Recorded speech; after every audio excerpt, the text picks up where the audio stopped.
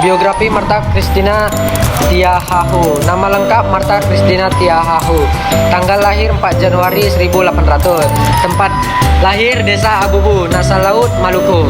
Tanggal wafat 2 Januari 1818. Tempat wafat Laut Banda dalam perjalanan ke Pulau Jawa. Martha Christina Tiahahu adalah seorang pahlawan nasional Indonesia yang dikenal karena keberaniannya melawan penjajahan Belanda di Maluku. Ia adalah perempuan muda yang terlibat dalam perang gerilya bersama ayahnya, Kapitan Paulus Tiahahu, dan perjuangan lainnya melawan kolonialisme. Masa kecil dan kehidupan awal. Martha Christina lahir di Nasal Laut, Maluku sebagai putri dari Kapitan Paulus Tiahahu. Sebagai seorang pemimpin gerilya lokal, dari kecil ia sudah menunjukkan semangat, patriotisme, dan keberanian. Ia sering mengikuti ayahnya dalam pertemuan-pertemuan strategi melawan perang penjajahan Belanda. Penjajahan melawan Belanda pada tahun 1817, Martha Christina Tiahahu terlibat dalam Perang Patimura, yaitu perlawanan rakyat Maluku yang dipimpin oleh Kapitan Patimura, atau bisa disebut sebagai Thomas Matulesi, melawan Belanda. Perang ini dipicu oleh kebijakan Belanda yang merampas hasil bumi rakyat dan memaksa mereka bekerja dalam kondisi yang tidak manusiawi. Kontribusi Martha Christina Tiahahu. 1. Keterlibatan dalam perang. Martha Christina bertempur langsung di medan perang bersama para pria. Ia membawa senjata seperti tombak dan pedang serta ikut menyemangati pasukan rakyat. Meskipun masih remaja sekitar 17 tahun, ia menjadi simbol keberanian rakyat Maluku. 2. Pendamping strategi. Martha Christina sering mendampingi ayahnya dalam menyusun rencana perlawanan. 3. Simbol perlawanan perempuan.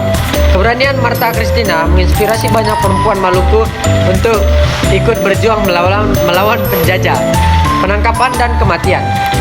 Setelah perlawanan di Saparua dan Nasal Laut berhasil dipadamkan oleh Belanda, Martha Christina dan ayahnya ditangkap. Ayahnya, Kapitan Paulus Tiahahu, dieksekusi mati di hadapannya. Namun, Martha Christina tetap menolak tunduk kepada penjajah.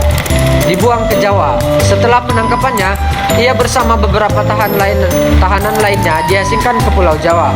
Dalam perjalanan di atas kapal menuju Jawa, Martha Christina menolak makan dan berobat sebagai bentuk perlawanan pasif terhadap Belanda.